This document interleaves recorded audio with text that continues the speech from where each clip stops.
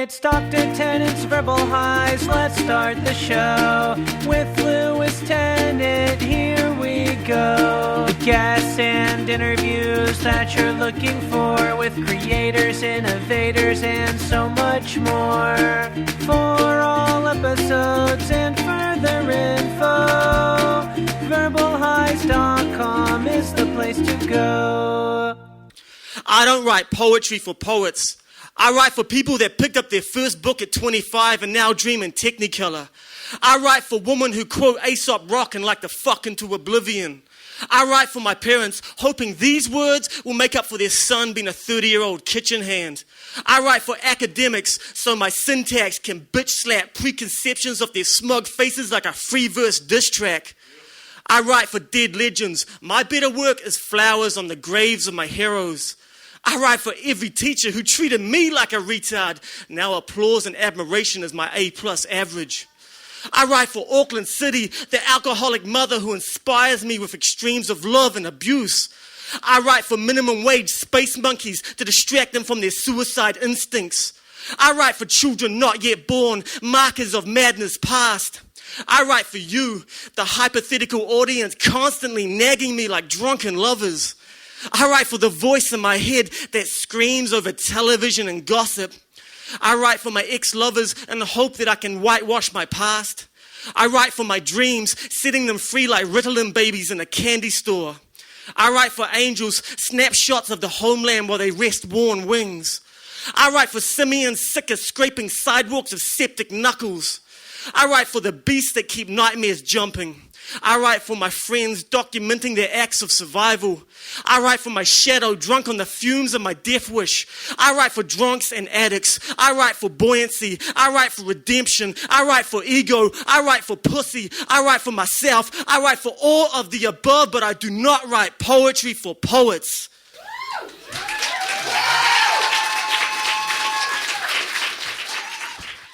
Right, welcome to Dr. Tennant's Verbal Highs, a podcast podcasted weekly from a kitchen bench in Kingston, Auckland, New Zealand. Myself, Lewis, the host, bringing you guests like the gentleman we just heard recite one of his poems, Mr. Dominic Hoey, aka stage name Tourettes.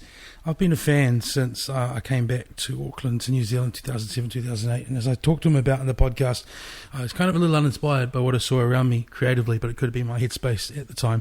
And then a buddy took me out to a gig, I think at Whammy. Dom was on the stage, and I was like, yes, this guy's good. He's a performer. He's an amazing wordsmith. He's a social commentator.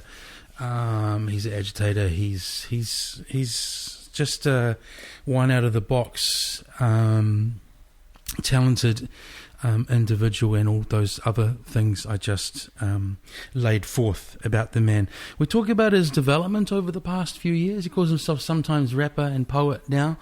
Of course, that was a spoken word piece, but I can just kind of tell from the feel of it that, you know, perhaps his kind of messages have changed a little then. But that's a body of work, right? And that's a killer piece. I listened to the album that's from a lot. I actually played a couple of poems to people I've taught over the years in relation to topics we're kind of mulling over in class.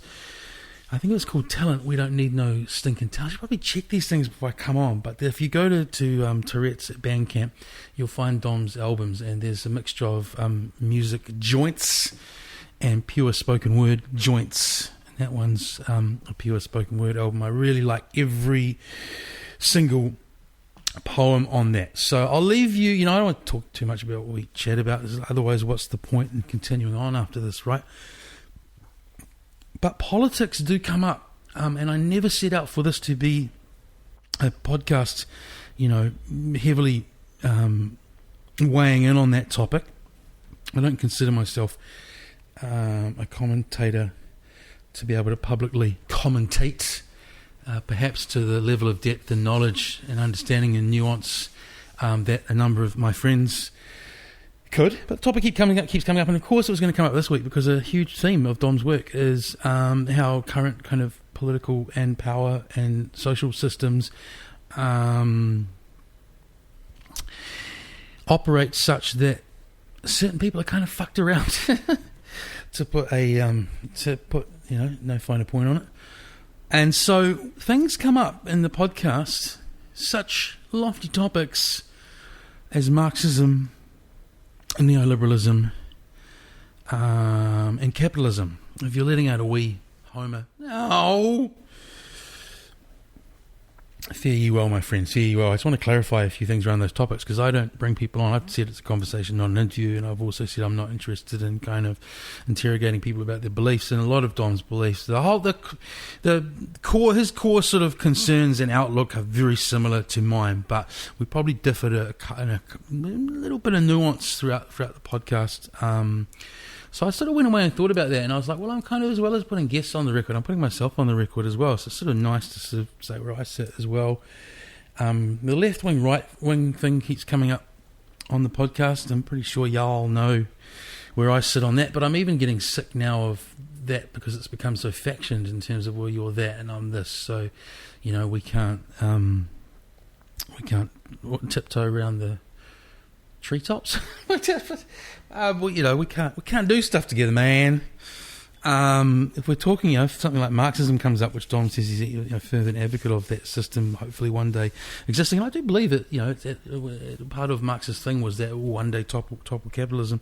Well, we kind of need to unify to begin with, right? Because we do talk about where the democratic systems, because they are a bit bung at the moment, will eventually fall and make way for something else. And to the Marxism thing, back to my perspective on things, I think it's a great, I like it as a system on a kind of romantic level, but whether it could realistically be a working system and with human nature is another thing. And funnily enough, we talk about that in another context in the podcast, the fact that kind of 5% of shitty people ruin it for the rest of us, in terms of perhaps if we were to instigate a system like that, things like kind of taking the piss and taking more than you need, and human greed and theft and desire for power, and essentially people going feral. That's it's not a very scientific or academic comment on Marxism, but hey, we're just here chatting, man. And as related to that, the neoliberalism comes up, and often that's a term I think used in error. Well, if not in error, with good intentions sometimes, but as a sort of a blanket term for a number of things, which sometimes is and it isn't. Now, I'm not saying Dom or accusing Dom of that at all, quite the opposite. He's a very well-read, well-considered man. I've heard him discuss a number of things around such themes, heard it in his work and heard it on his podcast and so on, but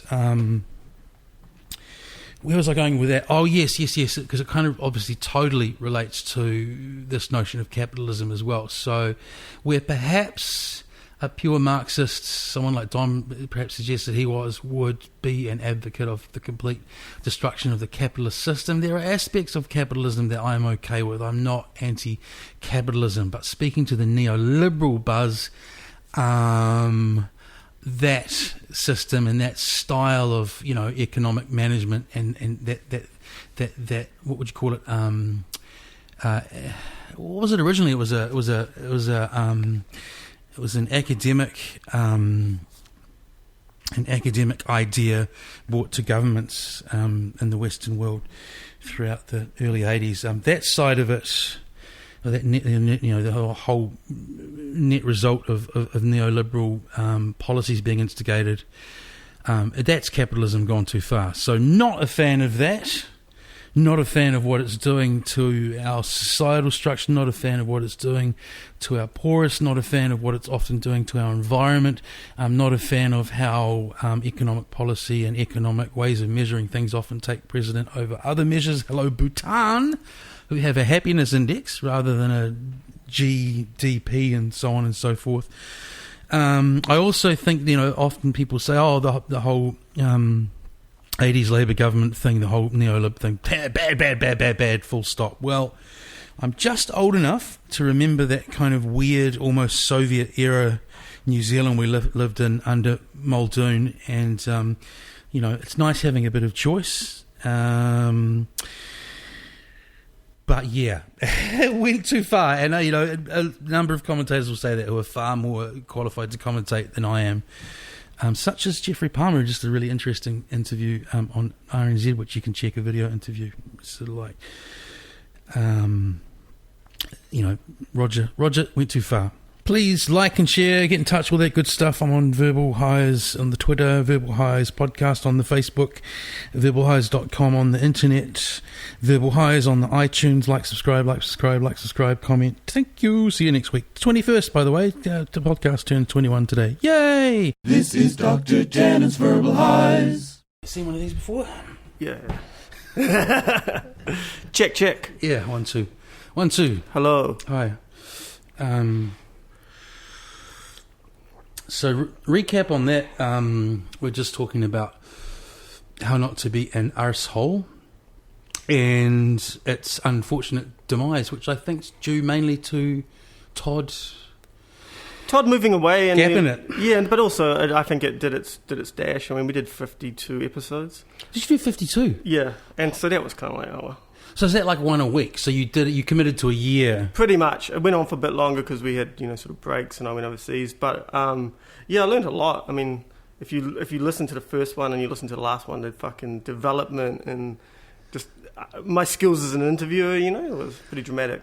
Yeah, like, a couple of exes have said to me, you never listen.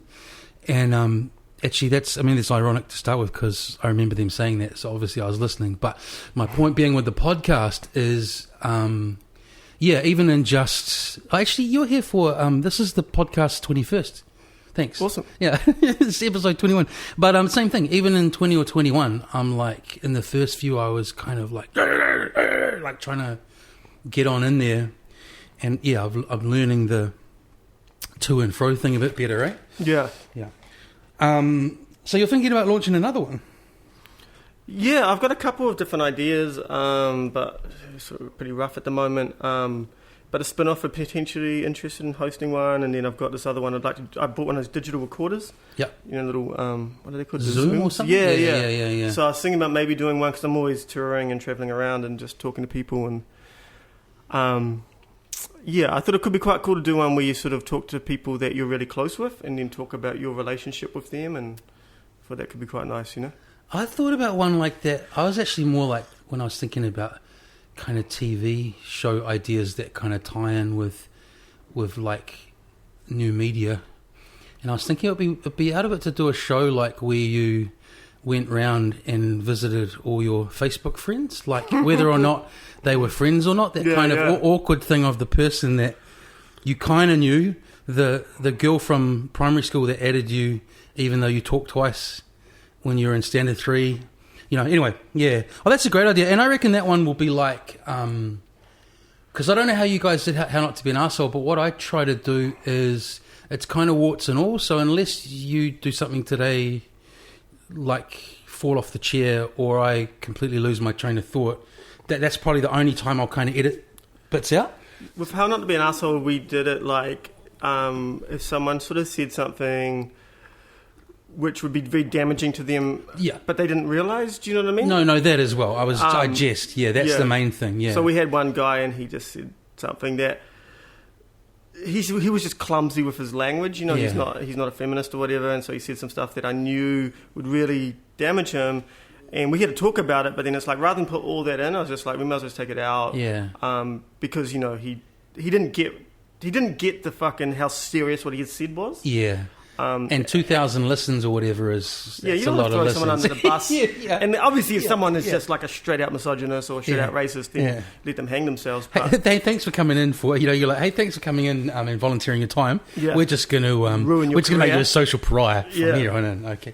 But I was going to say with the other one, just quickly to close off, so the punchline of that was kind of, I love this, like it's just raw. I might take a minute or whatever out, bang it up. But it sounds like that one you're thinking of will be kind of a fun editing job as well, like trying to put it all to kind of almost storyboard it after you've talked to all these people and make an hour or whatever.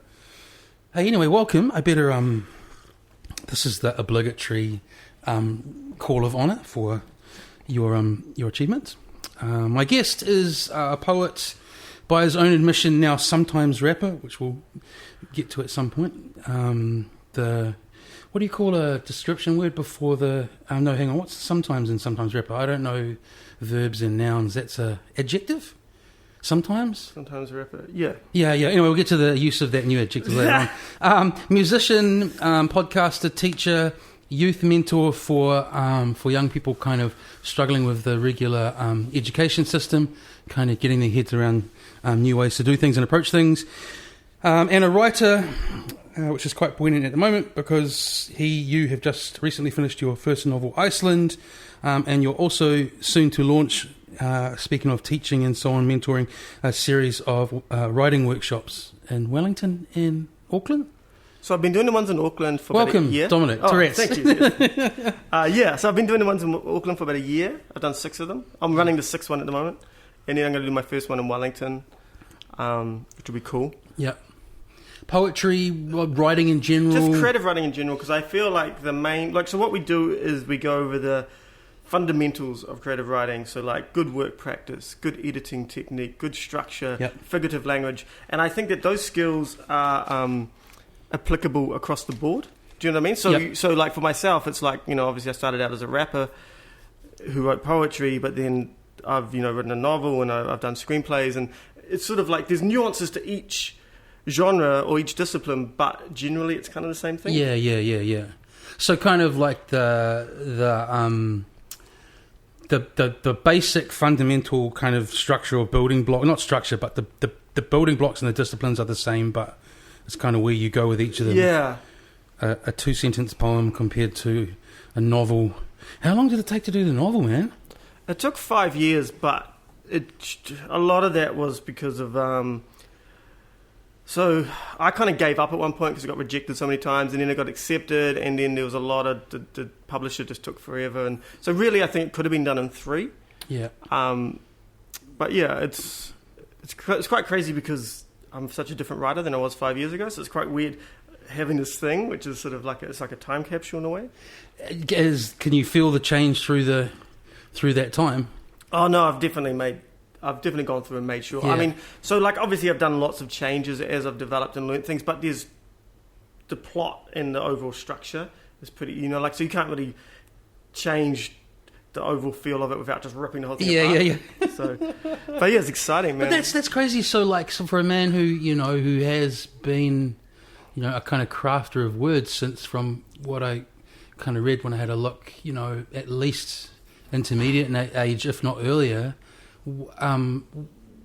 Why the last particular 5 years do you notice that your writing's changed heaps, or is that always the case and it's kind of more noticeable because you got this one project?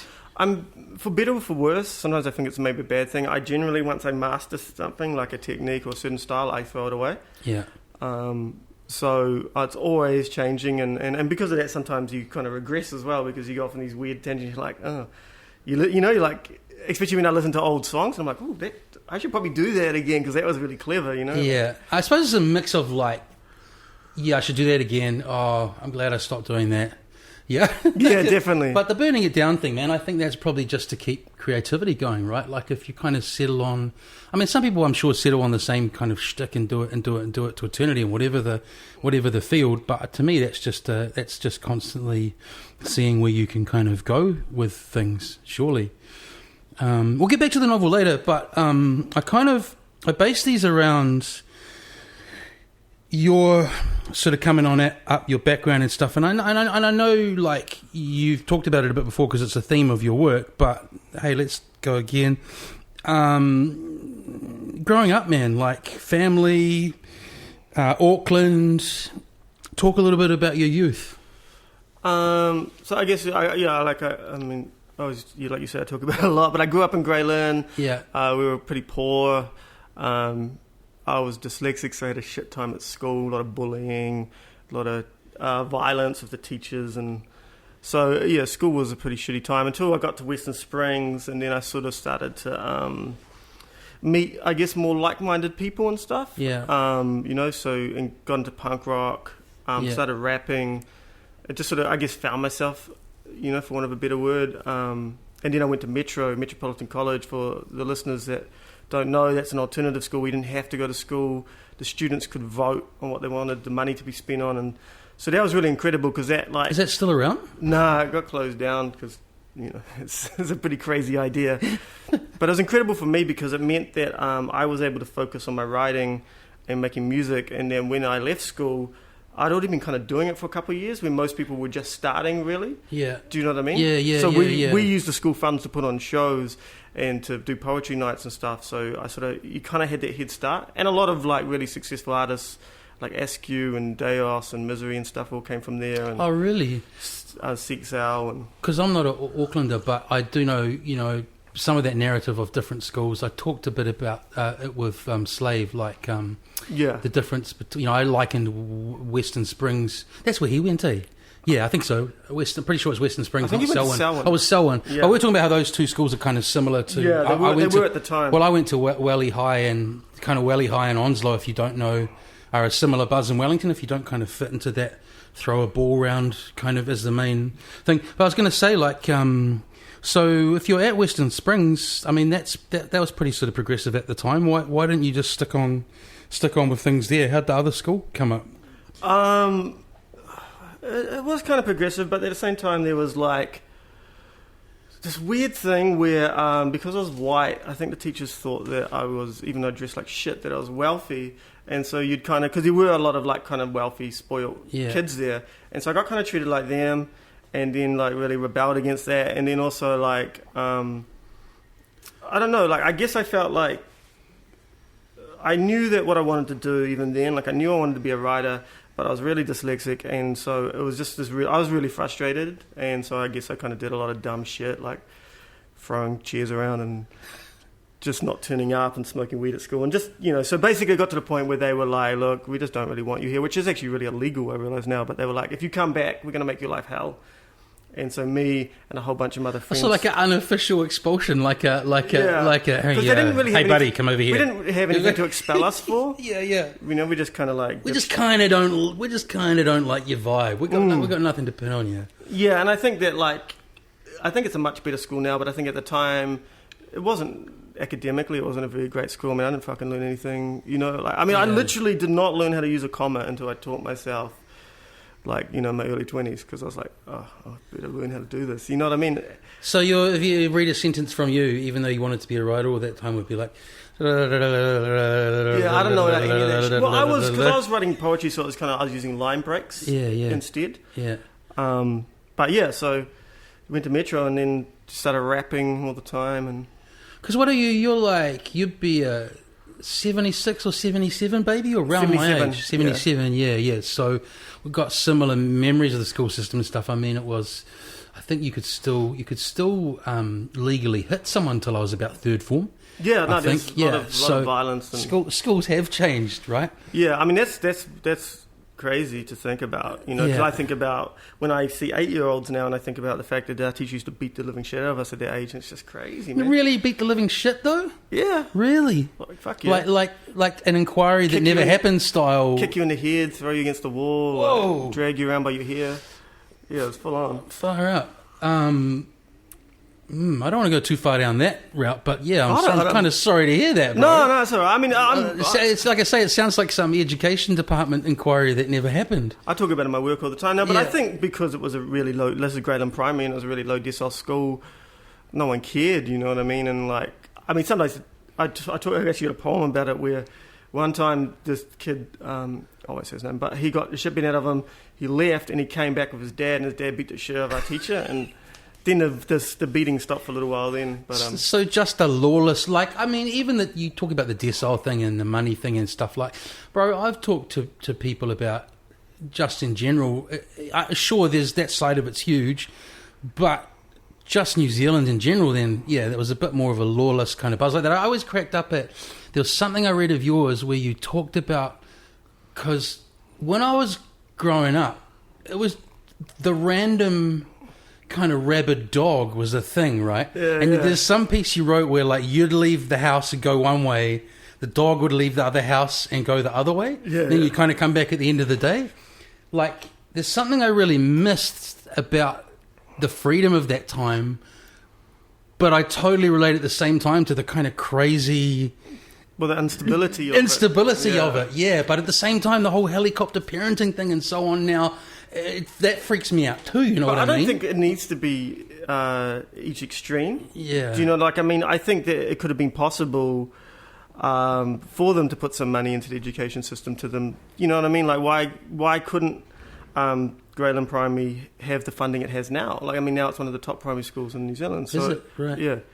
Oh, right. I hear. Yeah. You know what I mean? So there's no reason for that. I mean, like, I've talked about this before, but I remember I went out to MIT to do a workshop out there, and I'm on the bus and I'm going through Otahu, and it's just as simple as, like, the bus stops out there obviously haven't been painted in a long time. And that sounds really like, who gives a fuck about the bus stops? But just like, you rebuild all the bus stops in Central City and you make them all nice, and you don't even bother to fucking paint the ones out there. And what is that saying to the people that live in that community? Like, you know what I mean? And those things just build up. And what is it presenting them at every single level of their existence every day, when everything is like, snapped in half, not painted? Because I think, like, you know, if I hadn't have grown up in a neighborhood that got gentrified, you know, and if I hadn't been white, I mean, you know, like, because a lot of my Polynesian friends were just kind of like, you know, they all left and stuff.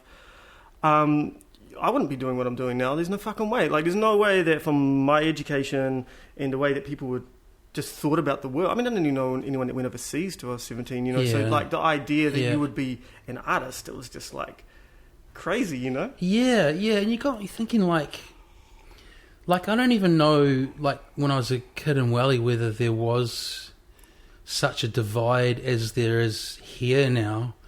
But did it feel like there was a huge divide across Auckland even back then, like with between class.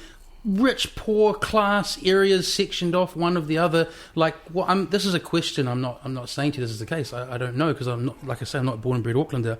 But from what I can work out, it's way more fractured and factioned than it was back then. No, it wasn't. No? Yeah, it wasn't like it is now. I mean, like, Ponsonby, there was still a lot of really wealthy people, and there were a few in Greyland, but, like, we went to school together at Western Springs, so we would go around to their house. And I mean, the first time I went to someone's house, it was, you know, really, and I was like, what the fuck? Like, it was crazy, man. Yeah. You know, and they were probably just upper middle class. Yeah. You know, they probably weren't like millionaires or anything, but, like, but people did mix like that, and I think like, you know, and like, and I think much more so, like, the ethnic makeup of the schools and stuff.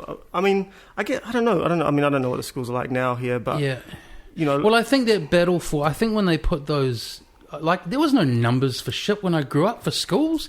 I think even when you put that kind of, like, you know, even they might have the best intention for it, but once you start giving people numbers for where they are and people scramble to be in this number and it's I can't be there, then even the education system's throwing up these unintentional sections and walls. Totally. You know, I'm sure they had a good reason for it, but that's funny you say that. Yeah, I remember first year at uni, or maybe even a bit later, like, going to a friend's place in Wadestown. Wellington's tiny. Yeah. It's not like Lowell Bay where I grew up that far away, but it was the same thing. Like, not saying I didn't grow up in poverty at all, but I was a pretty poor area. but I had no idea there was a way of living kind of markedly different to what I'd known. Yeah. And same thing, just going to someone's house. It's like, we got a wine cellar and there's a lift that goes down to it and blah blah blah, and I'm like, yeah. And I think, like, I was really lucky because had I not met those people, even though there was obviously a lot of shame around being so poor, and not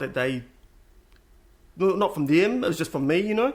But if I had not met those people, you know, like, I would have never thought, like, I could do what I'm doing now, because a lot of, you know, they... No, I hear what you were saying before, yeah. Because their friend, you know, like, their parents were often creative. Yeah. They had been overseas. Yeah. They had, like, you know, they were going to go to university, which is something that I never even thought about, you know what I mean? Yeah. So... Is your because I've seen your mum at shows and so on.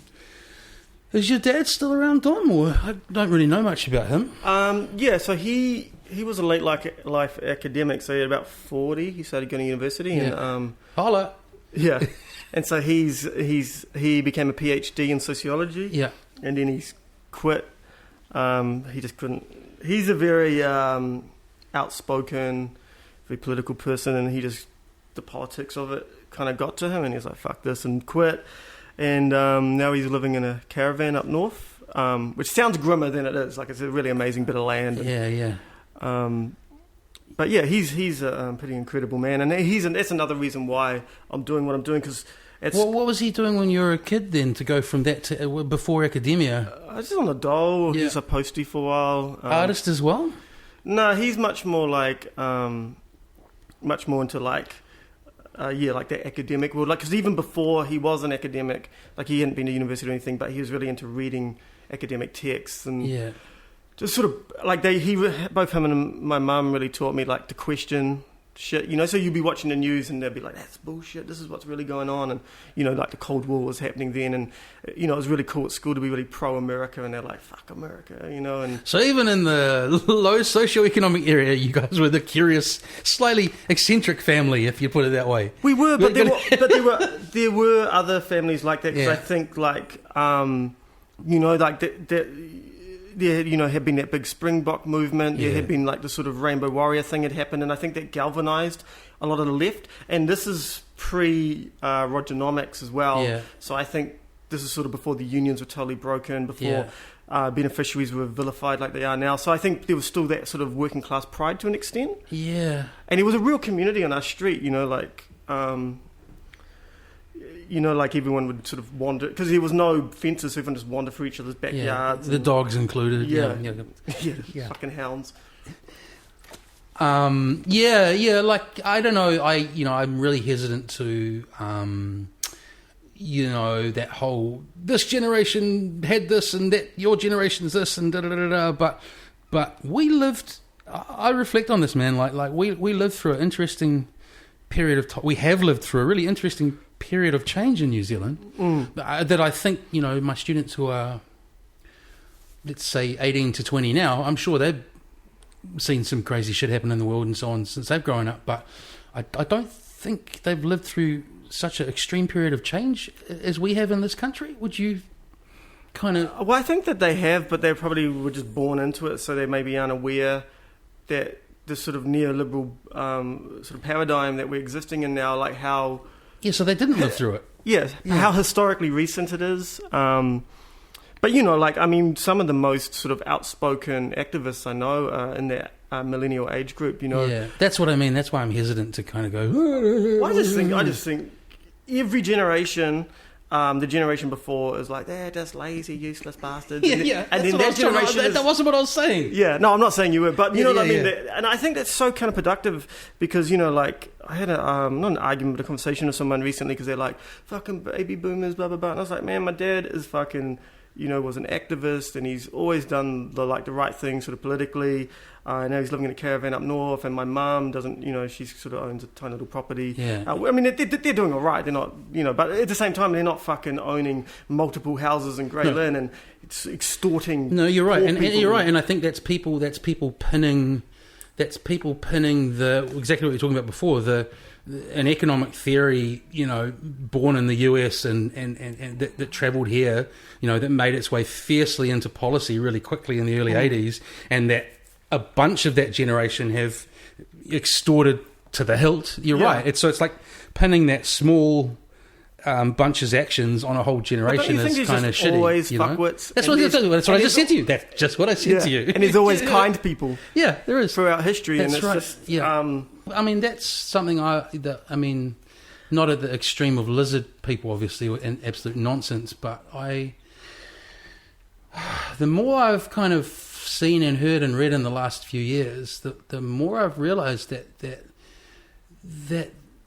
it's often a certain kind of murky person that wants a really high level of power, right? I kind of didn't want to believe that for years. Oh, of course. Though. I thought it was, I was a bit more idealistic, but if you want to if you want to get into these positions of power, obviously they suit certain personality types, and they're not usually kind, generous people.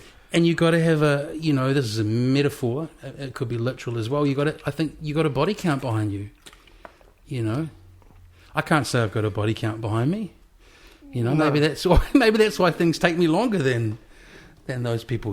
Oh, totally. I've even seen it too. There's a microcosm of the music industry. It's like most people that are successful, they did what was best for them, regardless of who helped them or regardless of what that caused to people around them. Yeah. What do you think when that story broke about? I forget the artist's name. It's like a big pop artist just getting ruthlessly ripped off by that guy last year. Do you remember that? Oh, the manager. Yeah, just actual proper fraud. Like, it's pretty crazy. I mean, I'm not obviously not a huge fan of. Is it Avalanche City? No, that's an overseas band. Was it Avalanche City? Or was it a solo dude? Yeah, it's Avalanche City. I think it was that one. But anyway, I'm not a big fan of his music, but yeah, it's terrible. I mean, and he obviously worked hard for that shit. And yeah, I mean, that's the thing, though. That's the thing with the music industry, and maybe other industries are the same. I guess I'm going to find out in the publishing industry. But, there's just so many people willing to fuck people over if they can, and there's so little money. It's like, well, why don't you just go fuck over people in the business world? Yeah, that's what it's there for, Why did why did you choose us? Yeah. Why did you choose us? So yeah. talk about finding a publisher, man. Like, I don't even, the whole book publishing world, I could talk the music business with way more fluency than that. Like, what was that process? You're saying it was getting frustrating and so on. Is it just submitting the manuscript and seeing if they accept it to begin with, or? Yeah, well, what happened was I sort of got to the third draft and I was like, this is amazing because, you got to think I went from nothing to the third draft, right? And in retrospect, the third draft was terrible. Yeah. But, you know what I mean? Like, it's like when you record a song, when it goes from an idea to a demo. I mean, that's such a big jump. It's a much bigger jump than a demo to a mastered thing. Yeah. That you kind of can get lost in that. Yeah. And so I sent it out, and it got rejected by a few people, and then I kind of gave up for about 6 months, and then I got this email. I was actually in Berlin, and I got this email saying, "Oh, we like the novel. Here's some suggested changes," and all the changes were really good, and. Yeah, and so you, but in that bit, you're saying that you could tell someone had taken the care and kind of got what you were doing if they'd suggested changes and so on. Yeah, well, they just said they wanted. I mean, no one else had offered to publish it. And then, of course, as soon as I signed that contract, there's like 2 other publishers come along and like, oh, we want to do it. But they've done an amazing job. Steele Roberts. Where are they from? They're from Wellington. Yeah. But Sarah, I don't know her last name, but who did the editing, did a real incredible job. It's called Iceland, so I'm assuming it's based on that. You went over there to write, right? But is it fiction or non-fiction? Totally fiction. It's set in Grey Lynn. Yeah. And it's sort of like about the idea that places are made up by the people and their memories and our collective memories of a place. Yeah. And then what happens when those people are forced out and then that memory starts to fade, but people are still living in that. So it's set in Grey Lynn like 5 or 6 years ago with this group of artists sort of trying to make their way. And how did you manage to get the name on it? Like in terms of Iceland, is there a link to? Is it just because that's where I wrote it? No. Well, I mean, obviously that influenced it, but it was like the main character. She's the main female character. There's 2 main characters. She wants to get out of Auckland. She wants to travel, and she basically at one point they're talking, and he's never been overseas, and she's sort of well travelled, and she's saying. I want to go to Iceland. He's like, where's that? And she's like, that's as far as you can get from here. And then there's other reasons why it's called Iceland, but I don't want to ruin the no spoilers. Ruin the plot. Don't want to ruin the plot, lose the plot. Because you're quite well travelled, right? You've done shows, quite a lot of spots around in later life. Globe. Yeah, I was actually talking to Tom Scott about this. I've got to travel more, but yeah, like we were talking about how neither of us travelled until we were 28. I mean, I'd been to Australia and travelled to New Zealand, but I'd never been anywhere else. Just because, like, I mean, for me, like, because I didn't know anyone that had been overseas for so long, I didn't even think it was really possible. Like, it was kind of like walking into the television or something. Like, it was like... before you were 28. Yeah, then I got to do this tour. And, of course, as soon as you go, you're like, oh, this is just another place. Yeah. But, yeah, I just got to get in that tube and sit in it for a while and eat some bad food. But in the last 10 years, I've been really lucky and I've got to travel heaps and... Is that just through people picking you up for spoken word shows and so on, or of your own volition, or a bit of both? A bit of both. Yeah. And I think, like, I've been so lucky. I've had all these really generous people that have helped me out to do, so my friends... I don't know if it's lucky, man. I think it's because you're fucking good at what you do. Yeah, but there's lots of people that are good. It's just... Yeah. And I also would contend that I was probably good before 28 as well. But I think it's that thing that like that mind... set change. As soon as that mindset changed, then obviously the offers come. But the mindset of I'm not walking into the TV anymore. Yeah. So because I was going to say because you've I've done a few cities and so on. I'm going to do it, man. I'm going to do it. It's one of those things that on a on a day when my serotonin's a little down or whatever, I'll just think about my friends. Facebook's the worst for that for me, like for FOMO of just the travel. I'll do it. That's fine. As I say, I mean, I'm lucky. I've done more than a lot of people. What do they say? Like, there's some crazy statistic that like 70% of Americans don't have a passport or something like that. Anyway, to the travel thing, I asked about that, because I kind of had deduced you'd done quite a few shows and travelled a few places, but was Iceland just a whole nother head trip in terms of a location? That was the first time I'd gone overseas. I went by myself. Yeah. Like, it was the first time I'd gone overseas, like, I guess, not to do shows. Yeah. And... Because you got a writer's scholarship or something, right? I got a residency. And so basically what happened was my girlfriend of, like, 4 or 5 years broke up with me. Yeah. And I just put out an album and it completely flopped, and we'd spent $10,000 on it, and we'd spent 3 or 4 years making it. And so I was just like, man, what the fuck? And then my friend, her husband works for an airline, and she was like, she could tell I was, obviously really depressed, and she was like, I can get you a cheap flight anywhere you want to go. Just tell me when to go. And I was like, I want to go to Iceland. And so like I just applied for these residencies, and I thought, I'm getting as far away from this woman and this album as I can. Yeah, and then I thought, and I sort of thought, like, I apply for the residency, and then maybe 3 months later I hear back. Maybe 2 or 3 days later I get an email saying, can you be here in like 2 months? So then I just crowdfunded and I went, and yeah. Well, that's funny. I mean, shitty things to happen in a row, but then that whole kind of life falls into places for a reason, I guess. Like, you probably wouldn't have been able to go in 2 months if you still were with that long-term partner and the album was going really well. No. And so look where it's led. It was a blessing in disguise, because I was kind of like getting sick of rapping, but I didn't really know how to get out of it. And then also like, I don't know if I would have had the guts to sort of just leave like that. Yeah. Like, it was a pretty crazy thing to do. So sick of rapping, because I wanted to talk about that at some stage. Thanks. You're saying former rapper, and I kind of get that with how I've changed my... I'm still into all the same shit, but I've changed my trajectory quite a lot in the last few years, and so it could be any number of things, bro, and I'll leave it to you, but is it that you want to be more into the poetry? Is it being sick of late nights? Is it feeling a little too old for the scene now? Like, what's the former rapper buzz? I think there's multiple things. I think like I just got sick of it, to be honest. I mean, I've been doing it since I wrote my first rap at 8, but I probably didn't start doing it all the time until I was about 16. Yeah. But so that was like at least 20 years of doing it.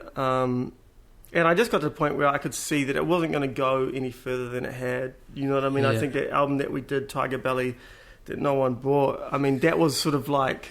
It's not you, bro. Oh, no. It's people not buying albums. I know. And I'm still super proud of that. I mean, like, I put as much time into that as I did into the novel, which is a crazy thing, Yeah.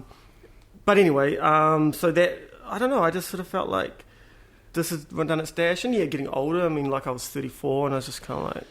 No, you summed it up well. I had Paul Walsh in here last week, and he and I expressed the same thing about all our years DJing, that it was awesome, but then exactly what you said was what he kind of said, and I echoed with, was that it had reached a point where it could keep going at that point and keep going at that point, and it could probably do okay with it, but it hadn't gone to that other point, and then it's like, I'll try this instead, and exactly. And then look what's happened since I've done the writing. It's awesome. It's really taken off. So probably should have done it a few years before. No, but, man, things happen when they happen. But back to the Iceland thing, I just picture like a sort of a snow everywhere, creaky wooden door. You riding to your candlelight. I jest, but what was it like? What was it I was like in on the summer, ground so there? it was like so not like that at all. It was like this outside all the time. Like, it never got dark. Like that Robin Williams film Insomnia. So it was like that, and but it was cold. So it never got really above 10 degrees. And I was in a little fishing village of about 400 people in the north. Yeah. And initially, I tried to sort of get along with people, and I, sort of made friends and even went on like some dates with people and stuff. But then... And in a village of 400, you found some dates. Yeah. Yeah. Well, like you're the new person and look like a fucking weirdo. But then after a while, I was like, I just got so into the novel that, like, I think for a week I didn't talk to anyone. Yeah. And then after that, I flew to London, and it was just so crazy, just going like just full on. Yeah, yeah. And it took me about 3 days to sort of become normal again. So how'd they so it was Iceland, a group in Iceland that funded you, or someone in New Zealand? So I crowdfunded. Yeah, So in Iceland, they just give you the space. They give you the space, that's what I'm saying. So what, they just pick some fishing village just somewhere on the map and... So it's an artist residency called Ness, and any artist listening, I definitely recommend you apply for it. It's really amazing. Yeah. They take 16 people every season.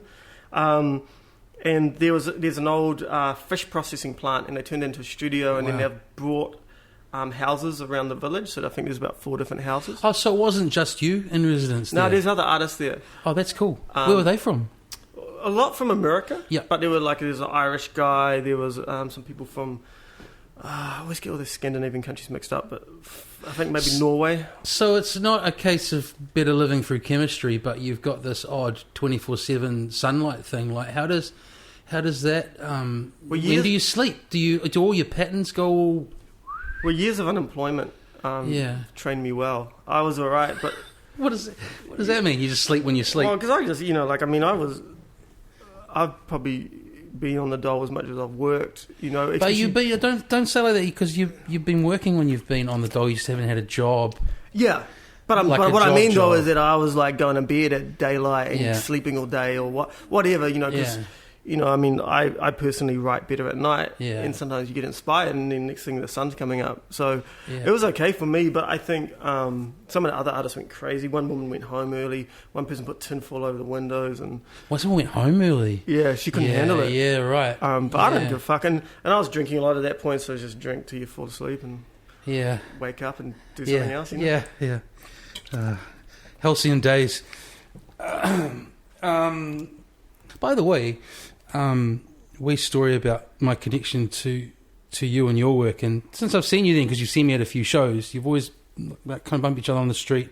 I'm just a kind of dude in the crowd, always had good chats and stuff, but I came back to New Zealand like probably 2007, and I'd been in Melbourne 6 or 7 years, and the last bit of that was not great for me. So basically I was back in New Zealand like not in a good headspace at all, outside the scope of us chatting for the next few minutes. But we have these moments in life, right? And so I don't know. So the point of that is, I don't know whether it was me and my headspace or what was kind of going on creatively at the time around, but I just couldn't really find anything here inspiring that I was seeing and hearing and stuff. And then Sam Wicks took me out to a show of yours, I think at Whammy around then, 2007, 2008. And I was just blown away, man. I was like, it was spoken word. You did some poetry and so on. It was just an amazing show. And it was you, and then about a year or two later, funnily enough, when I heard Benefit, which is kind of almost their novelty tune, that Tom Scott was the next person that kind of lit my creative fires here again in Auckland. Yeah. So I just thought I'd put that in to say cheers, bro. That was I've followed you shamelessly since. But my point with that is, it's actually been a while since I've been to a show. So I think the last one I went to was you with Sam Hunt. Okay, yeah. Who's another person I really, a lot of Kiwis look to for obvious reasons. How was that, man? Like, you've been a poet all your life, and you're kind of with the New Zealand Don Dada. Mm-hmm. Was it humbling or educational or just another show or? Yeah, so we did 2 shows together, and they both sold out. And the first one, I didn't really take it that seriously. I went to the Golden Dawn one. Yeah, so there was the 2 at Golden Dawn. Yeah. And I don't know which one you were at, but the first one I didn't really take that seriously. Yeah. And so I always practice a lot, but not, I just didn't really take it that seriously. And he just eclipsed me, like blew me away. What do you mean? Like, what's that in poetry terms? He was just so much better than me. And so the next time I was like, fuck this, and I just practiced and I wrote and I feel like, and there's a review of it that said like I held my own with him. And that's not to say that I'm, he's Sam Hunt, he's been doing it so much longer than me. But I just really was like, yeah. So like you say, it just really inspired me. It really lit a fire under me because I was just like, because I think. In the rap world, I was an amazing poet, but then you go into the poetry world and you're just another fucking dude doing it. And that was performing with him was the first time. Because that was probably It kind of validated you. I don't want to put words in your mouth, but you felt it. Well, because poetry was always the side thing and rapping was the main thing. And around that time that we did the first gig with him was when I was just starting to make poetry the main thing. Yeah. And so that was sort of the kick up the arse. And I was lucky that happened because otherwise, you're like, oh, I'm fucking amazing. Who booked you? Who said, oh, we'll put you with Matthew Crawley. Was Crawley, yeah. And then the second one, Sam asked for it. Yeah. But then I think he got a bit salty about the interview. What do you mean? Not the interview, sorry, the review. Oh. Because it had a big picture of me and it said he was passing the baton, and then I saw him at Explore and he's like, if I pass you the baton, I'll let you know. And I was like, man, I didn't say it, and I took so much from him. Because what I really took from him is not only, obviously he's an amazing poet, he's an amazing performer, but just how sometimes he wouldn't do a poem for 5 minutes and just talk to the crowd and just, use his charm. So that idea, because you've got that in bucket loads too, man. So I guess that idea of, yeah, you're right, because when I saw you back in the day, it was like, but you've always had that's part of the appeal of seeing you, are those great little kind of cheeky quips between each, but you mean sort of extending out that, more of a show, a show with. Well, I mean, he's a master, so any time that you're around someone of that level, you're going to get better. It's the same with Tusiata Avia, do you know her, the poet? So she's incredible, and when I've performed with her, you're just like, okay, there's another level to this, and it's just so good being shown those levels, because otherwise I think it is very easy to, when everyone's like giving you high fives and like, you're the man, and then you're like, yes I am, and it's good to be humbled, Yeah. It's good you did that's right, you did a stadium show. Yeah. And I was thinking about that too, like that's terrible. I haven't heard of another, obviously, renowned New Zealand poet. I mean, how many of you are there? Like, that might be you know what I'm getting at. Like how many people are kind of actively full-time poets in New Zealand? It's not a hugely populous art form compared to even rapping. There's a lot of poets, but I don't know how many there are. I mean, because there's different communities. So there's a slam community, which I feel like obviously has its. Some parts of it are really good, but I think other parts are kind of limited in scope. There's the kind of drunken bohemian thing where I think it's very difficult for people to step out of that. Yeah. So there's a lot of really talented... because they got alcohol problems. Yeah, and just because I think, I don't know, they seem to be, and I'm not trying to be an asshole here because I really respect a lot of those people, but I think that there's kind of there's almost a shame around being professional. Yeah. Whereas I think because... Well, you get a lot of that in the music industry and so on as well. Yeah. Whereas I think... Sell out! Yeah. And then there's obviously just poets, and I think I'm sort of somewhere in the middle. But I definitely take influence from both. I mean, Shane Hollins was a big influence when I met him at a party when I was 18. Yeah. And he did a poem, that one about snowboarding, and I was like, oh shit, You got any funny stories about? I got this. He's someone you should get on the podcast. Who's that? Shane Hollins. Okay, do you know him? No. When I go back, I actually need more guests outside of my circles. I need more ladies as well. That's a tough thing. And it's not that there isn't enough talented ladies around. It's just it's a weird. There's the podcast thing I noticed with a lot of these long form podcasts I listen to from around the world. There is a real gender imbalance. Well, you know what it is. A lot of the stand up comedian dudes. It's all dudes, Well, I mean, some of that's just because they're sexist, but another part. No, I don't know, man. Someone like Maron's not sexist. No, he's not. But I mean, but anyway, what we found was with the How Not to Be an Asshole one is maybe I'm sexist. No, I'm not saying that. But what we found was that you have to actually try to be diverse because obviously, I mean, we initially had a bunch of women, and then we had we had people of all different sexualities and ethnic backgrounds, whatever. But then sometimes you'd just be like, oh shit, we just had 5 white guests in a row, or we just had 5 dudes in a row, and you just had to be quite conscious of it. Yeah. This is white guys in their 40s at the moment mostly, but I have been self-referential about it. I've joked about it. But if you make a conscious effort, if you just say this is something I'm going to do, then you'll be able to do it. And even just say that. I mean, put a post. Did you ever hear that one, Lani? Yeah, well, you ever hear that podcast Lani Says? Yeah. Yeah, well, I emailed her. I didn't hear back. I should probably chase it up. But hers just stopped. That's a real shame. I wanted to have her in here. We had her on the How Not to Be an Asshole. Yeah. She's a good guest. Yeah. She had some great guests on hers, eh? It's interesting. It's But I think the other thing was that's one of the reasons why we stopped, because I think to get a lot of people that are maybe more on the fringes, like, so we really wanted to get some of those No Pride in Prison people, we wanted to get the Prostitutes Collective, but those people, like, it's hard to get their trust, and especially when you're a bunch of white dudes doing a podcast called How Not to Be an Arsehole, and you all look like fucking the way we look. I mean, my dad's, to be quite frank, from the underworld and always has been, you know, he's a long-term criminal, so on and so forth. And I had a friend of his pop back into my life recently, and some of the stories he told me, I was like, man, this would be a, you know, I was like, can we turn the mics on? Can we turn the mics on? But, you know, the stories are going to stop as soon as that happens. You're right. So there's like, you know, that's that thing. It's like, to actually get someone to mediate that stuff's different. It's all right for us that we kind of do that on and off all the time. So the podcast thing, because I joked with you and you're like, yeah, I'm the same, like how I've gone from like pretty much a all music diet to just, when I was a kid, I'd be like, I'd see an older man like with his transistor radio on all the time, just with national radio. I'd be like, man, that's so dull. I'm never going to do that. But I just listen to talk all the time now. Yeah. But it's mainly podcasts and stuff. So with that, and I'm guessing you'll be into stand-up as well. What are some podcasts that you dig, and are you into stand-up comedy? And what stand-up comedians do you really like?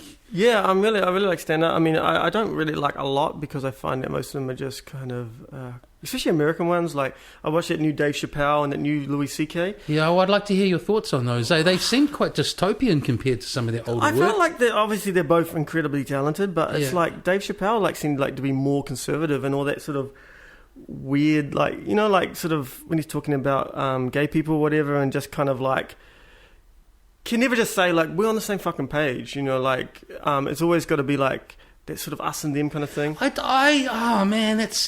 I thought about that when I watched that. I don't think he was being disrespectful to transgenders. I think he was speaking to overly politically correct people, maybe. But he's been clumsy. Did you watch both of the Chappelle ones? Because they were real different, eh? The second one sucked. The first one I thought was good. There was one that was commissioned that was very much Netflix's big event. The more recent one I thought was good. The one is that the one where he does Hollywood? The one where he does the obvious Netflix promo as part of the $20 million deal? I'm not sure. He goes at the beginning. He goes, "Oh, so I've been watching blah blah blah on Netflix," and I'm like, this is a Netflix special. Not the one he sits down. When he sits down, I felt that it was really weak. He sits down and smokes a cigarette in it. Yeah, I have to go back. I think that's the second one, is it? Yeah.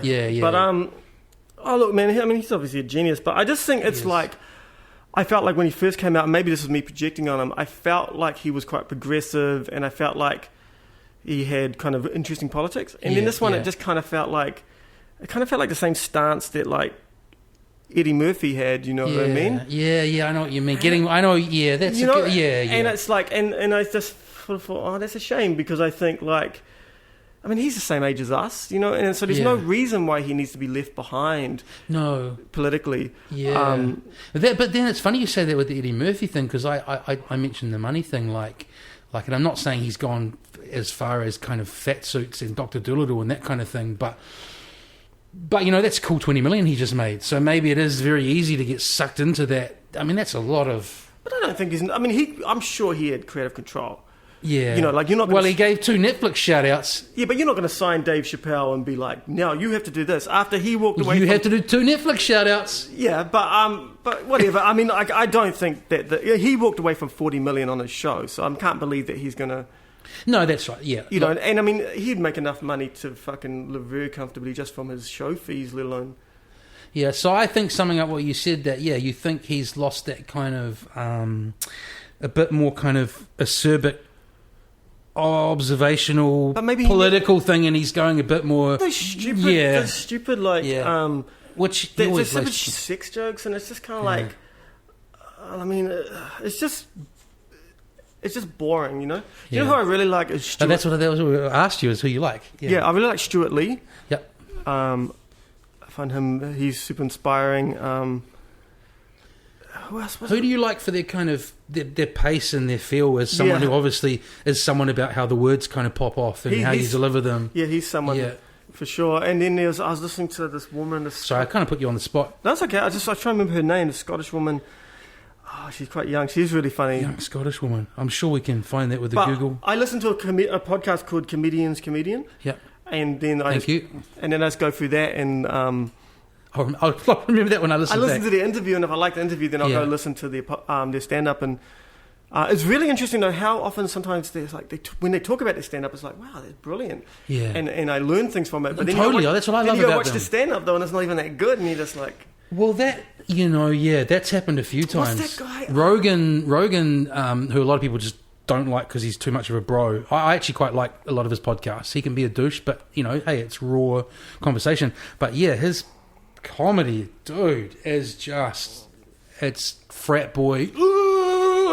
What's weird because like him and all his mates, like they talk about like they're the best comedians ever. That's what I'm saying. Yeah. And So it's just like, it's just so. Yeah. I don't know. He's like, yeah. Who's that guy? That Canadian comedian? Oh, there's so many. What's his not name? Dana Carvey. No. Hey, this is compelling listening. Yeah, sorry. So I was just thinking about, I like podcast stand-up wise. There's a British guy called Adam Carr who I stumbled across because he did one with Louis Theroux. That's a fun listen. But yeah, comedy. What is it? Comedy's comedy. Comedians comedy. I had a good old friend in here, Fergus, who's a mime. He's been a mime in Wellington for. I saw him performing when I was a kid, kind of a thing. We got to know each other later on. And he sort of talked about a couple of times, early on, the dilemma of telling people that you're going to be a mime. And he actually said that his guidance counsellor at school said, "What? You're going to be a minor?" A minor? He said, "No, I'm going to be a mime." Have you come up against that kind of, you're a what? Early on when you wanted to be a poet? Oh, well, more so, I guess when I was a rapper, I'm talking about shitty prejudice. Oh, totally, man. Like Yeah. I remember like people would start going, "You're a rapper, yo," and like waving their hands around, and I was like, I have friends that would punch you for that. You know what I mean? Like, yeah. I was just because I think it's hard, I guess, if there's any younger people listening to this, but it'd be hard to imagine a time when hip hop, like hip hop is the biggest music in the world now, Yeah. but it wasn't always like that. And No. I think the idea that you were going to be a rapper was, like, especially in the like late 90s, early 2000s, in New Zealand, when you're white. Being white, yeah, it was a crazy thing. And it was weird to me because we'd always just grown up rapping, like me and all my mates, and we just rapped about, just when we were terrible, but we just rap about our days, and we rap about going to school, and we rap about whatever. And it just was a thing that everyone did, and then it never occurred to me that this was something you couldn't do until, you sort of hit that prejudice. But by that point, I was like, oh, fuck, I don't care. This is my thing. Like, growing up, it was never, like, I remember telling my dad I wanted to be a writer, and then he was just like, read books. And then which was really amazing advice. But apart from that, it was just kind of Has he come to your shows as a rapper or poet? Not really, like, because he's been out of the country a lot. Yeah. He's been to a couple. My mum's been to a few. Yeah. And then with that, because the reason I thought about that was not only the chat I had with Fergus, but another thing I watched cramming to talk to you today was that quite funny poem about going to Winds, or that tune about going to Winds. The whole fuck work thing with the tattoo that you've got and that she sees in that video, did that come from that project you did? You did a project where you had stuff from the book tattooed on you as you read the book? Is that where that comes from? Yeah, no, that's just a stupid tattoo I got. Oh. I wanted to get it on my hands when I was young, but then luckily someone stopped me. That's a weird regret thing. You talked about the Tourettes one on your chest as well. Are you really sort of you've backpedaled on some of your tats? Oh, like it's like Can't you do good cover ups these days? Yeah, I'm getting stuff. I don't really give a fuck about tattoos anymore though. Like, because I guess it was just something that we did to be like, we're not part of this society, and then society's like, nah, yes you are, come back here.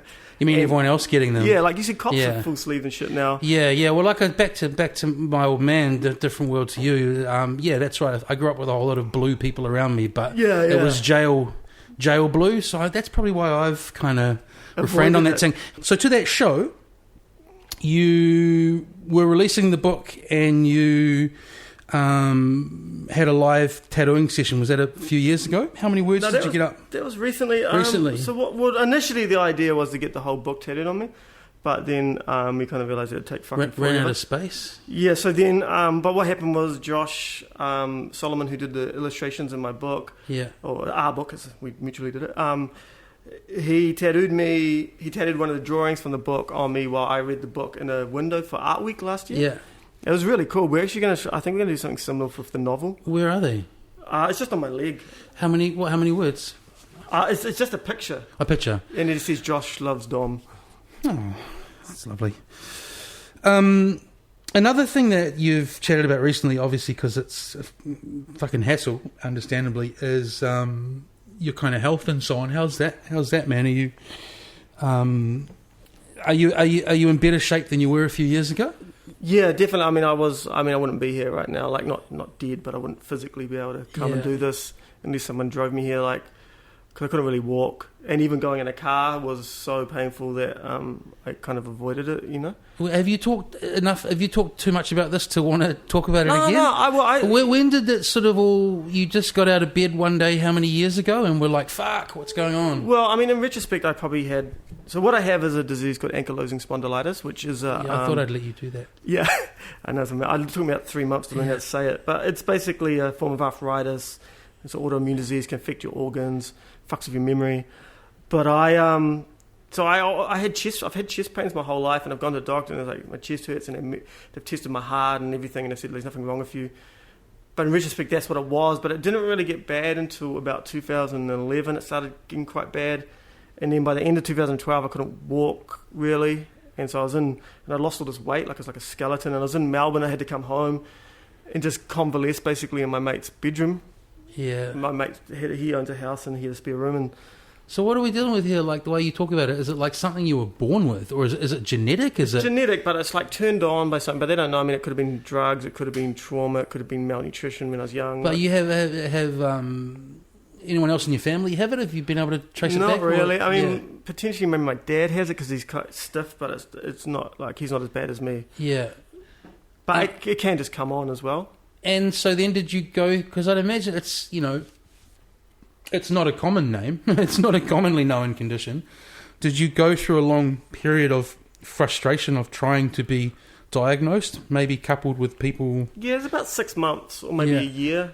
I can't remember how long. How many specialists and doctors did you get through? Well, I was very poor, so I only went to the same fucking shitty doctor in Tourettes. Yeah, it's good that he spotted it, man. Like a shitty GP, you might not. Well, no, what happened was I went in there and she was, I actually got a poem about this, but I went in there and she goes, like couldn't really walk. Every time, like if I sat down, took me about 5 minutes to get back up again, and she's like, "You're not sick enough to go on the sickness benefit." I was like, "Oh, for fuck's sake, come on!" And then I eventually talked her into it. She wouldn't give me. It sounds like she thought you were trying to scam. Yeah, she wouldn't give me any Yeah. painkillers. Yeah. So I had to buy morphine illegally, and then you know what I mean. And then then she got she got X-rays done, and he said, "Oh look, there's nothing in the X-rays," basically insinuating I'm faking it. And then about 3 months later, I don't know what happened. She must have seen it to a specialist because she rings up and goes, "Actually, you're really sick. You got to go to the rheumatologist." And any tone of apology in her voice, or not at no? all. And I was like, I didn't even know what a rheumatologist was. I was like, is that to do with feet? And so then I go there, and the dude's like, "Yeah, mate, look, you're really fucking sick. It's going to take a few years off your life. You might have a heart condition. Here's a pamphlet. I'll see you in a year." And he's like, "What the fuck?" So, and you're like suddenly standing outside in the cold with your pamphlet, like, yeah. And my girlfriend at the time was like, "So what's up?" And I was like, "I have anger. I have this thing. I don't know how to say it, but this is what I got." And he said it might take 2 or 3 years off my life. He said to call back next week.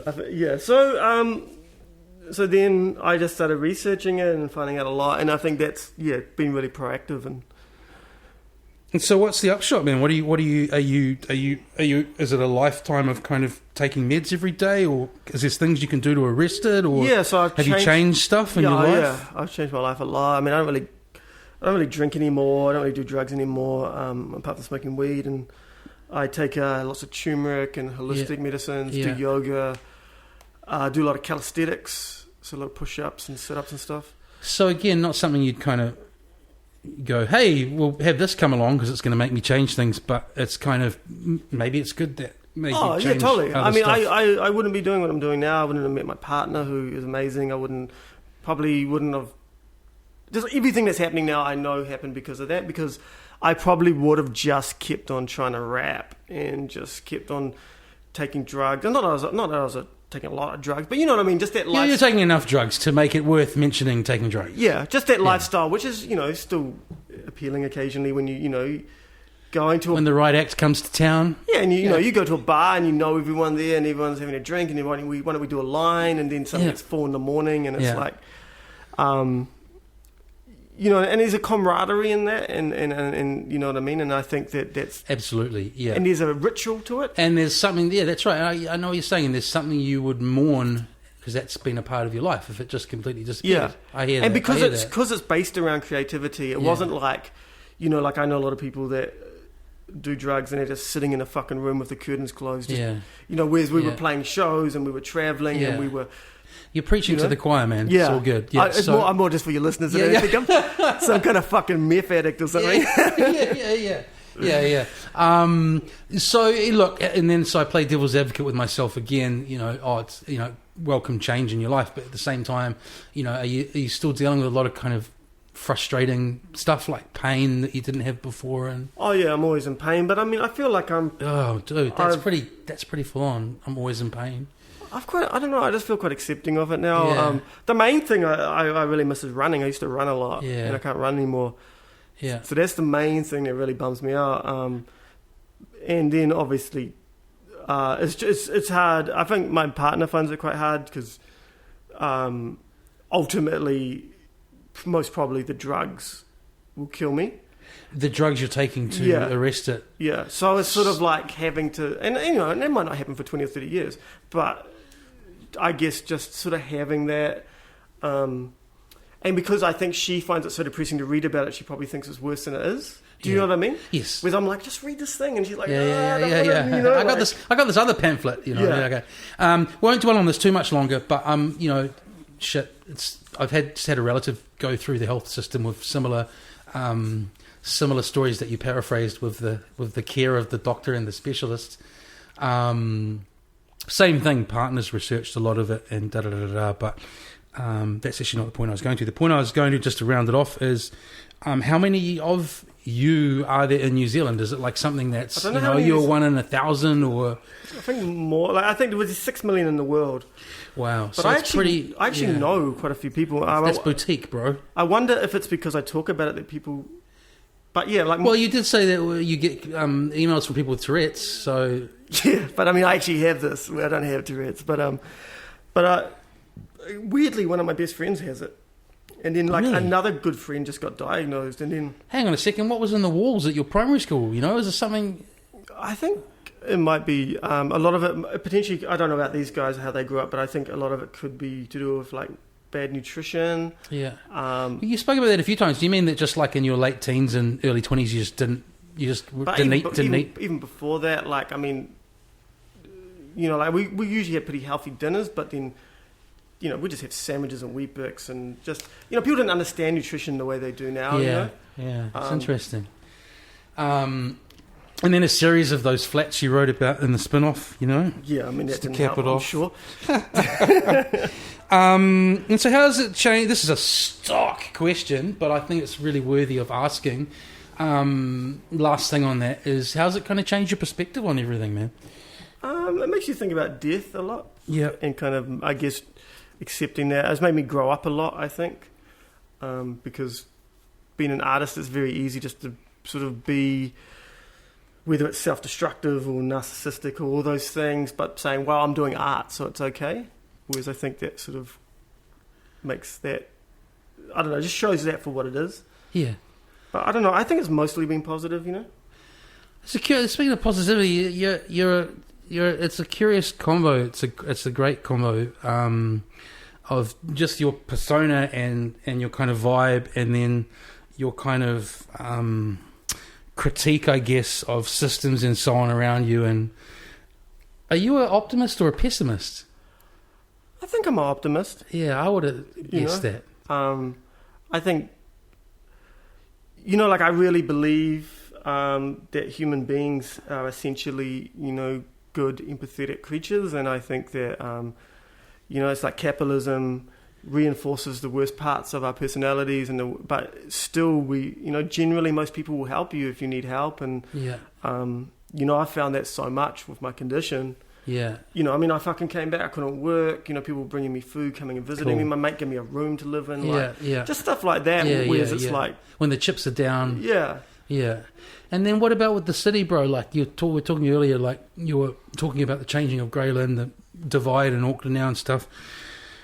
You're still here. Are you a pessimist or optimist about Auckland and about New Zealand? I don't know, man. I feel like we're in a really bad trajectory. New Zealand, Auckland, New Zealand. Both. Yeah. I'm hoping it can be turned around, Like, I feel like if we keep going the way we're going, I can't even imagine how fucking awful it's going to be in 20 years. Just, if the water, just the roads and like, just no forward thinking. And just the sort of lack of... I don't know, there's so much potential here in New Zealand. And I think when you go somewhere like Iceland, which is kind of similar, smaller population, but and they've embraced who they are so much and have, and they just are such an amazing society. And whereas, New Zealand, it's sort of like, what is there really here to be proud of, In saying that, in the mainstream of society, obviously in the fringes, these are incredible things. Yeah. But go on. I've been nodding the whole time. It's a funny one. What is that? We've already spoken to the obvious things like power and the dollar and capitalism and so on, but is it like, to me in Auckland, let's just stick with Auckland for a bit, there seems to be something wrong with planning. Like, we've got all these people coming on in, potential for this amazing, diverse, vibrant city, which we have population-wise and so on, but I don't know if it's bureaucracy or whatever.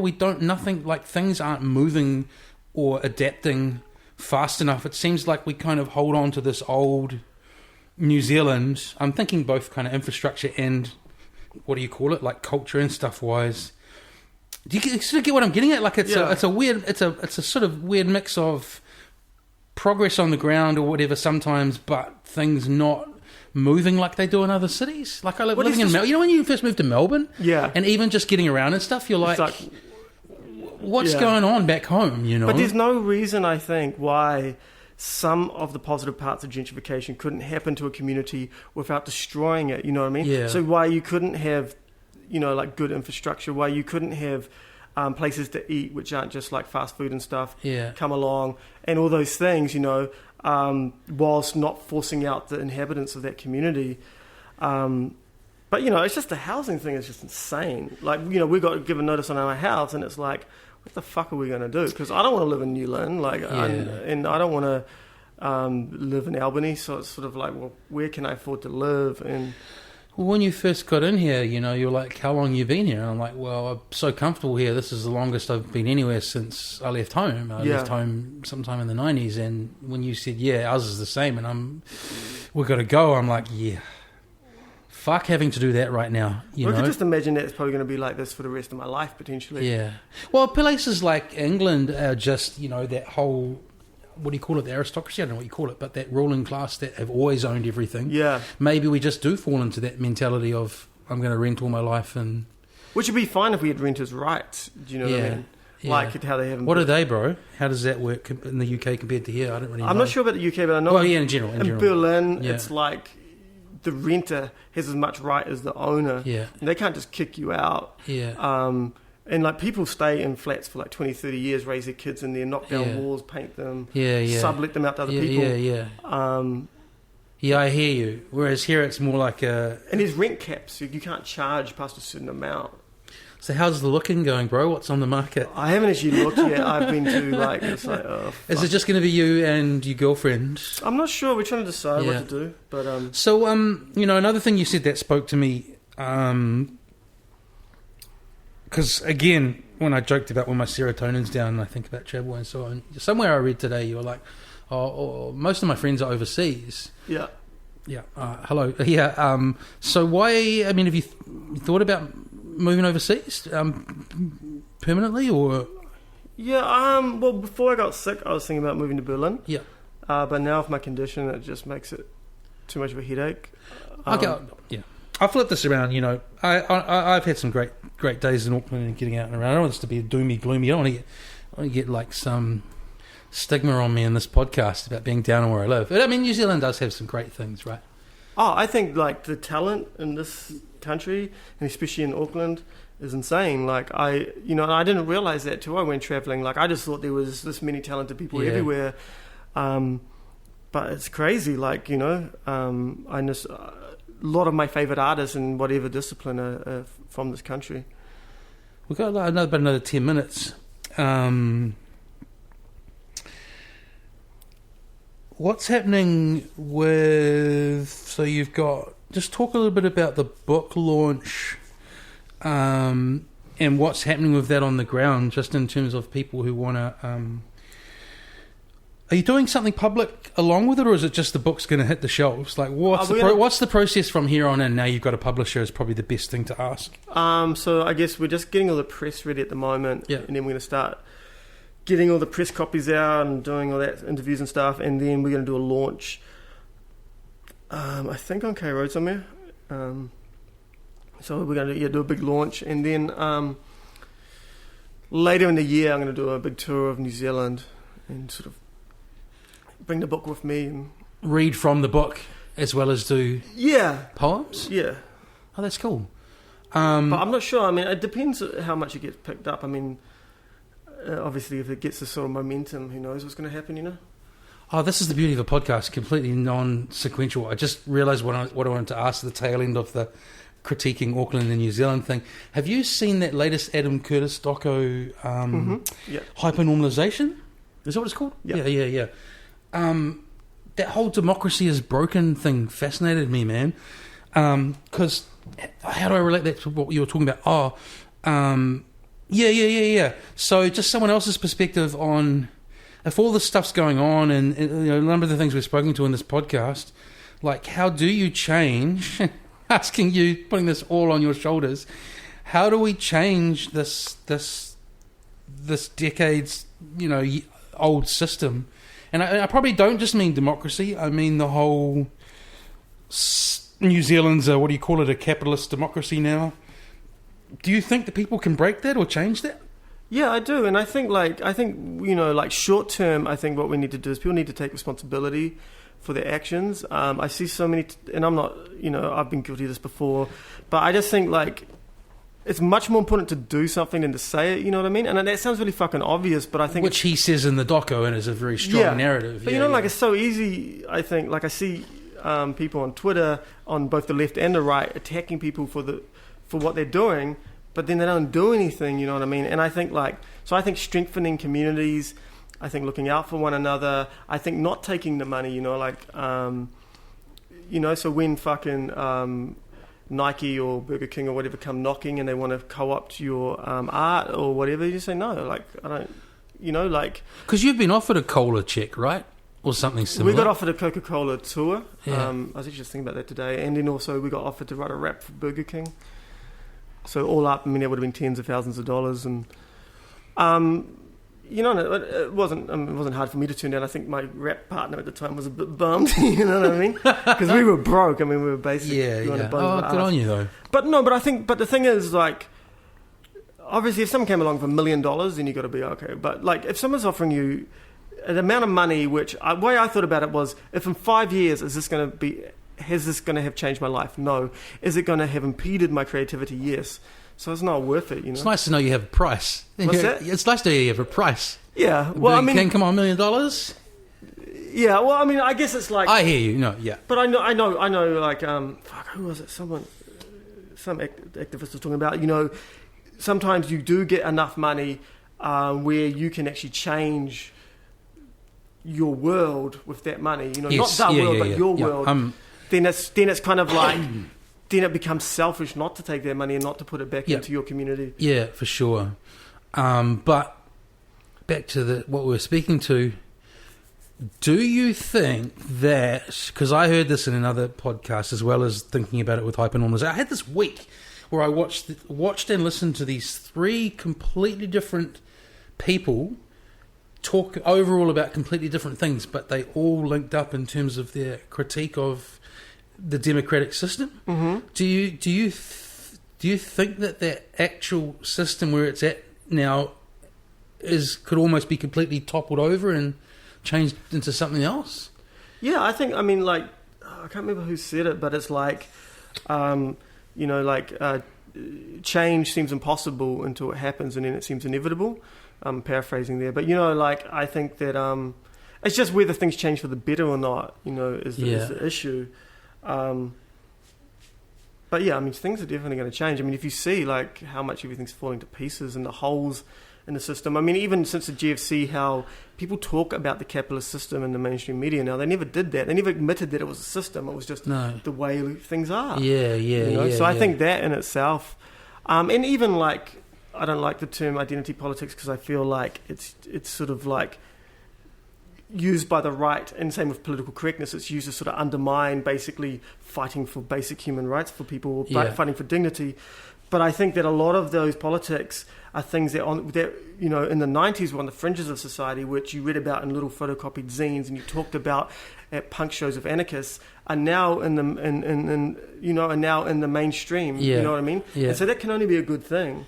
As much as obviously, there's dickheads that misuse it on both sides of the political spectrum, but that's always going to be the case too, Yeah, and I think saying things will topple, and it'll be interesting, like, back to that human nature thing, and perhaps the 1% not being a financial thing, but that kind of, fundamentally bad people thing we talked about much earlier on, is like, if and when it topples, what happens next will be a real interesting and potentially terrifying or very good test of human nature and our ability to get together and form something else without absolute kind of chaos ensuing, Well, yeah, we've been ruled so long.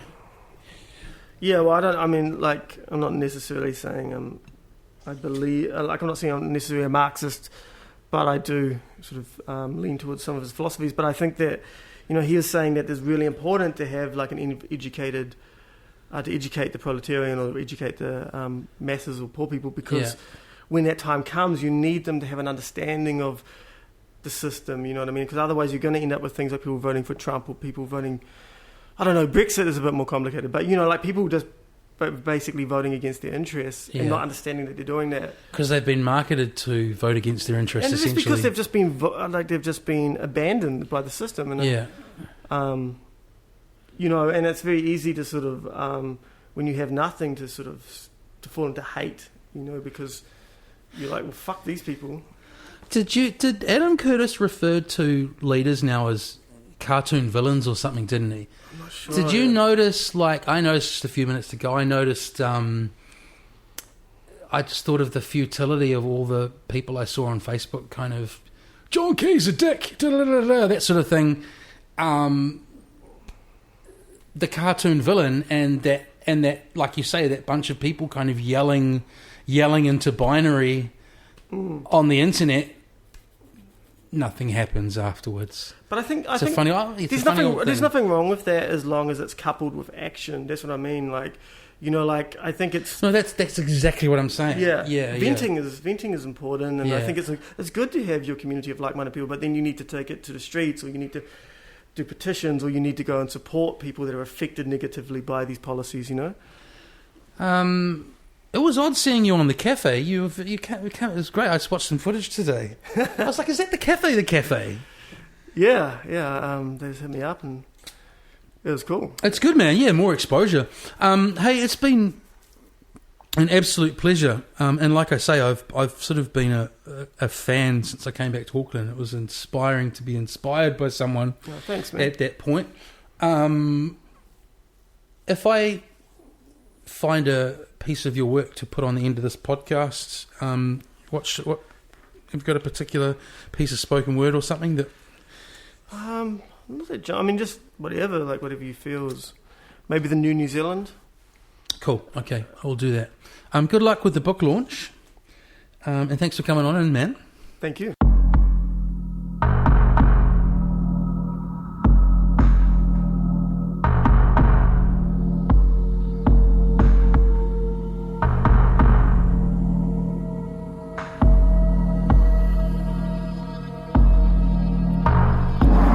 dawn replaces the K-Road hen's night. Suburban children window shop for memories at half price. Roaches limping down the footpath, the trash on the street is restless. I'm in a cafe with the newspaper screaming at me over breakfast. Photos of private parties plastered across its pages. The privileged get publicity for getting pissed, aren't they amazing?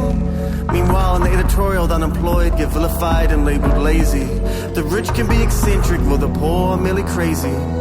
The real estate section's filled with mold-covered bedrooms for $250 each. Burning borrowed money every night so that we don't freeze. We never hear from the landlord long as the rent's in every week. I know that asshole's dreams, I just wonder how he sleeps. Back on the street with the coffee in my veins.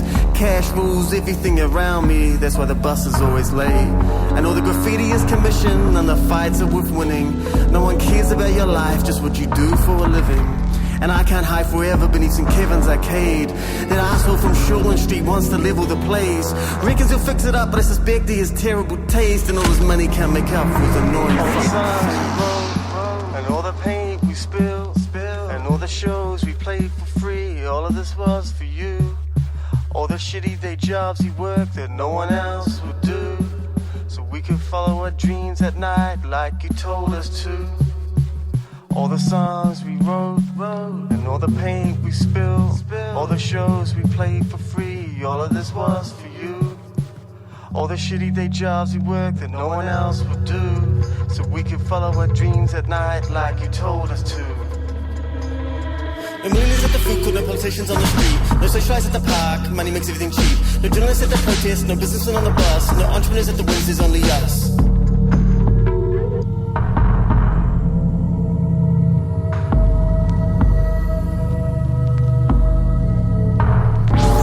Standing at the station waiting for the new electric train to take me back home, but they're always heading the other way.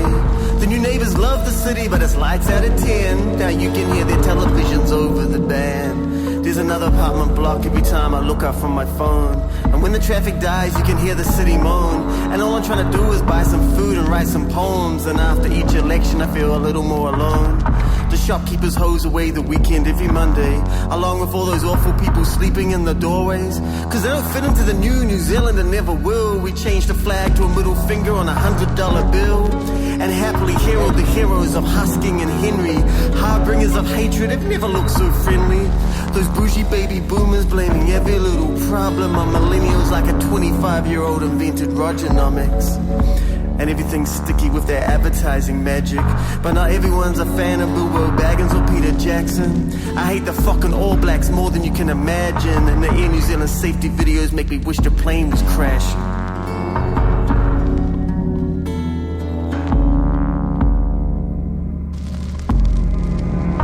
All the songs we wrote, and all the paint we spilled, and all the shows we played for free. All of this was for you.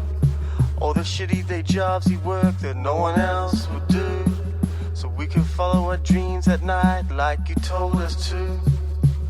All the songs we wrote, and all the paint we spilled, all the shows we played for free, all of this was for you.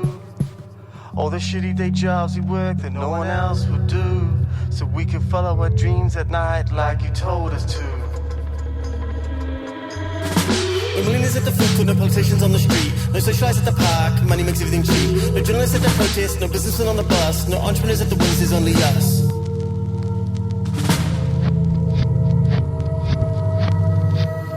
So kill the fucking poor, the mad, the artists, and the homeless. And the streets will be spotless and smell like plastic roses. You can call this progress or you can call this cancer. I wanna say I don't give a fuck, but it makes me really anxious.